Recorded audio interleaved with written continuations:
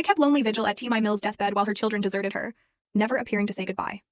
Imagine sitting there watching a loved one slip away, only to realize their final moments aren't about peace, but about exposing a betrayal so profound it shatters everything you thought you knew about family.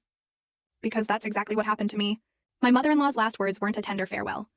They were a cold, calculated whisper that changed my life forever. I was 36 back then, just a beer truck guy for Mid-State Beverage out of Hartford. That's what my wife Avery used to call me. But that night, I was the only one sitting in room 221 at St. Luke's, watching my mother-in-law Lucille Hartman die. The heart monitor had this steady, metronome-like rhythm, trying way too hard to be comforting.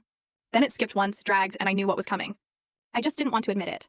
The room reeked of antiseptic and that sweet metallic decay you never forget. That smell that screams, "This is the last stop." A muted baseball game played on the TV, players moving like ghosts. I kept my eyes fixed on it, because looking at the clock felt even worse. Nurse Carla Ruiz poked her head in every hour, offering coffee or something from the vending machine. I kept saying I was fine. She didn't believe me, but she stopped pushing. She could see what I was doing, waiting. Not for Lucille to pass, but for her daughter, Avery, and her son, Tyler, to finally show up. They didn't. I'd called Avery 9 times that night, left voicemails, texts. Tyler, too, 5 calls. They each answered once, said they were in meetings, would be right over. Then, nothing. Just stupid thumbs-up emojis like we were confirming brunch plans. I swear, if I'd gotten one more cartoon hand from either of them, I might have thrown my phone right at the nurse's station. Lucille hadn't spoken in over a day. Just shallow, fluttery breaths. But then, right when I was rambling something dumb about her neighbor's dog finally stopping its barking at the mailman, she reached out. Her hand grabbed my wrist like she was 50 years younger, her grip surprisingly strong. "They think I don't know," she whispered, her voice thin but sharp. My heart hammered. I leaned in, asking what she meant. She shook her head.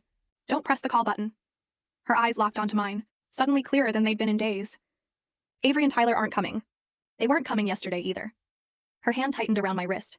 "There's a key for you. Storage Route 5, Unit 193, Martin Feld, only after." "Only after what?" I pressed, but she didn't answer at first. She just stared at me like she was trying to memorize every detail of my face. Then she said, "Promise me." I nodded. "Yeah, okay. I promise.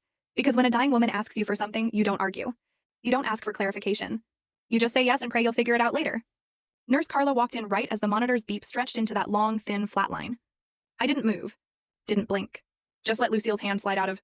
Full story video added in below.